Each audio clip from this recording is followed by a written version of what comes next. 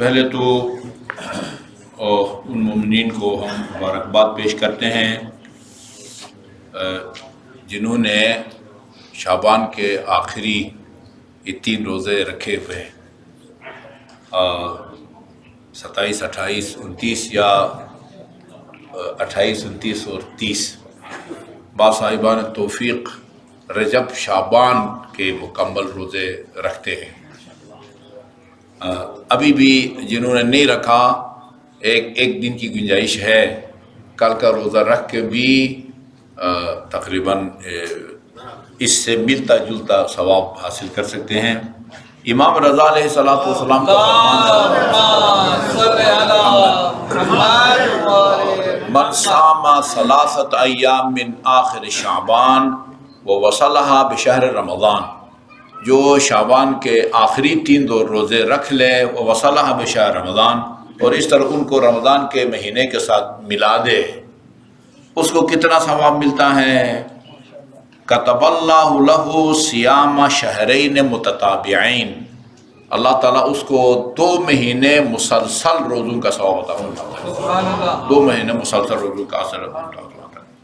اور اب سلط حروی کہتے ہیں، جن کی مشہد میں لوگ زیارت کرتے ہیں، وہ کہتے ہیں کہ دخلت علی الرضا فی آخر جمعۃ من شعبان، میں شعبان کے آخری جمعہ میں امام علیہ السلام کی خدمت میں گیا، آپ نے فرمایا ان شعبان قد مضى اکثرہ، شعبان کے اکثر دن گزر چکے،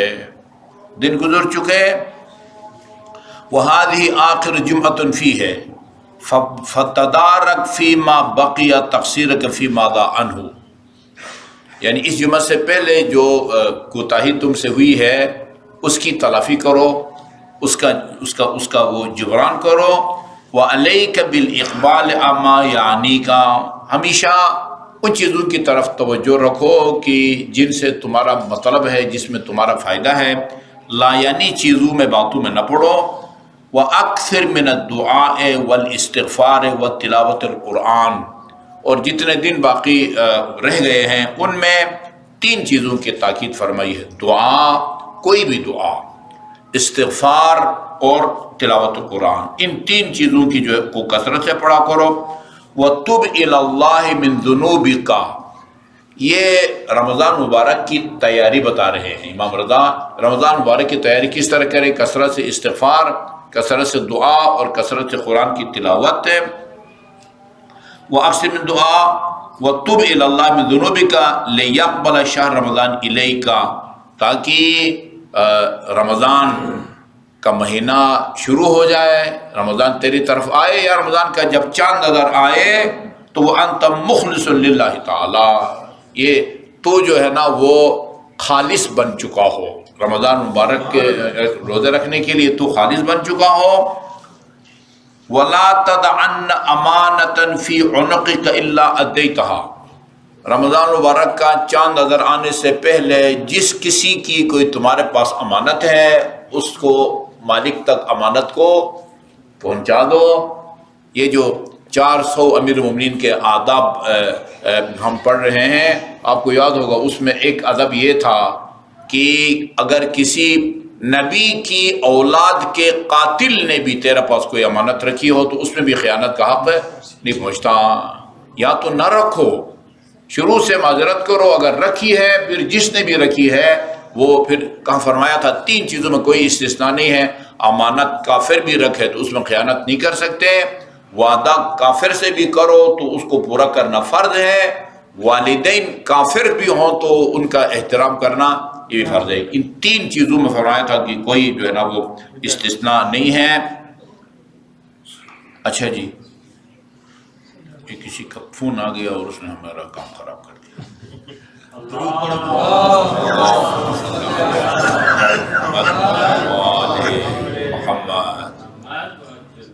اچھا جی، امانت جو ہے نا اس کو مالکان تک جو ہے نا وہ فوراً پہنچا دو۔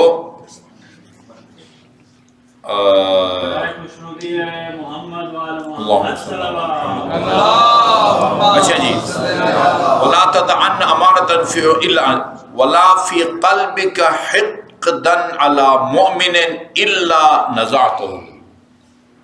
یہ بہت اہم اور حساس مسئلہ ہے. رمضان کا چاند نظر آنے سے پہلے اگر کسی مومن کے بارے میں دل میں کوئی قدرت ہے نا، اس کو نکالو. یہ رمضان کی تیاری کا جو ہے نا وہ یہ طریقہ ہے. بہت مشکل کام ہے. یہ نہج البلاغہ کی تیسری جلد میں ایک ہے، اس میں آپ فرماتے ہیں کہ آپ تو پڑھے لکھے لوگ ہیں، سائنسدان بیٹھے ہیں ادھر، کہتے ہیں سائنس نے بھی اس بات کی تصدیق کی ہے کہ اگر آپ کے دل میں کسی کی قدرت ہے نا، یک طرفہ طور پر اس سے کوئی معافی وغیرہ بھی مانگے نہ مانگے، کوئی صلح وغیرہ بھی، کوئی لین دین کا معاملہ بھی نہیں، آپ اگر اپنے دل سے اس کی قدرت نکالیں گے نا، خود بخود ادھر سے آٹومیٹیکلی اس کے دل سے آپ کے بارے میں قدرت دور ہو جاتی ہے. احسد الشر من قلع اخیک بقلعہ من صدرک. یہ متن مجھے یاد ہے، بہت پہلے یاد کیا تھا. اپنے برادر مومن کے سینے میں موجود تیرے خلاف جو قدرت ہے اس کو نکالنا چاہتے ہو. حسدک کہتے کٹائی کو، فصلوں کی کٹائی. وہ اپنے سینے میں دوسروں کے بارے میں جو کینہ ہے، بغض ہے، قدرت کو نکالو. ادھر سے خود بخود جو ہے نا قدرت نکالے گی. اپنے دل کو صاف کریں گے تو اس کو کہنے کی ضرورت نہیں پڑے گی بھائی میں نے تو نکال دیا ہے آپ بھی نکال دیں. نہیں، یہ نظام قدرت کے تحت خود بخود خودکار طریقے سے ادھر سے بھی یہ قدرت یا نکل جائے گی. اور وَإِلَّا نَزَعْتُ وَلَا ذَنْبًا أَنْتَ مُرْتَكِبُهُ إِلَّا أَقْلَعْتَ عَنْهُ. جن گناہوں سے کا تم مرتکب ہوا ہے فوراً ان کو ترک کر دو، یا پشیمانی بھی ہو اگر تو کوئی غلط کام شروع کیا ہوا ہے اس کو فوراً جو ہے نا وہ ترک کر دو. یا وَاتَّقِ اللَّهَ وَتَوَكَّلْ عَلَيْهِ. تقوی الہی اختیار کرو، ہر کام میں خدا کی ذات پر جو ہے وہ بھروسہ کرو. فی سرائرک و علانیتک، خفیہ کاموں میں بھی اور علانیہ کاموں میں بھی. وَمَنْ يَتَوَكَّلْ عَلَى اللَّهِ فَحَسْبُهُ. جو بھی خدا کی ذات پر بھروسہ کرے گا اللہ تعالیٰ اس کے لیے کافی. اور وہ ہے، وہ ایک ڈھڑیال میں پروگرام ہو رہا تھا کہ یہ خدا پر توکل جو ہے یہ واو کاف لام سے بنا ہے. اصل اس کے جو حروف ہیں واو کاف لام ہے، اسی سے وکیل ہے. وکیل بناتے ہیں نا، وہ اچھا خاصا پیسہ اس کو دے کے فارغ ہو جاتے ہیں. لیکن وہ وکیل اتنا قابل اعتبار نہیں ہوتا جتنا خدا قابل اعتبار ہوتا ہے. وہ خدا کہتا ہے میں تمہاری وکالت کروں گا، مجھے وکیل بناؤ، تم فارغ البال ہو جاؤ، میں تمہاری جو ہے نا وہ وکالت کا حق ادا کروں گا. وہ اللہ تعالیٰ وَقَدْ جَعَلَ اللَّهُ لِكُلِّ شَيْءٍ قَدْرًا وَأَكْثِرْ مِنْ أَنْ تَقُولَ فِي مَا بَقِيَ مِنْ هَذَا الشَّهْرِ. یہ ایک سطر پر مشتمل دعا ہے. فرماتے ہیں کہ اس کو کثرت سے پڑھا کرو. ایک یا دو دن رہ گئے ہیں اس میں بھی یہ اس دعا کو کثرت. اللہم ان لم تکن غفرت لنا فی مضى من شعبان. خدایا اگر شعبان کے یہ 27 یا 28 تاریخ تک ہمارے گناہوں کو تو نے نہیں بخشا، فاغفر لنا فی ما بقی منہ، کم از کم یہ جو 2 دن رہتے ہیں ان میں ہمارے گناہوں کی مغفرت فرما. میں یہ دعا دہراتا ہوں آہستہ آہستہ، اس کو ہم پڑھتے ہیں. اللہم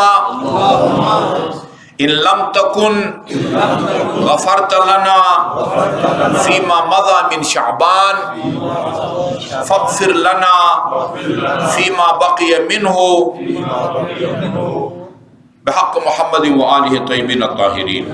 اس کے بعد فرمایا فإن اللہ تبارک و تعالی یعتق فی هذا الشہر رقابا من النار لحرمت هذا الشہر. چونکہ اس مہینے میں اللہ تعالیٰ بہت سارے لوگوں کو جو جہنم کے حقدار بنے ہوں گے اللہ تعالیٰ کی مغفرت ان کی شامل ہے حال ہوگی. وصلی اللہ علی محمد وآلہ الطیبین الطاہرین.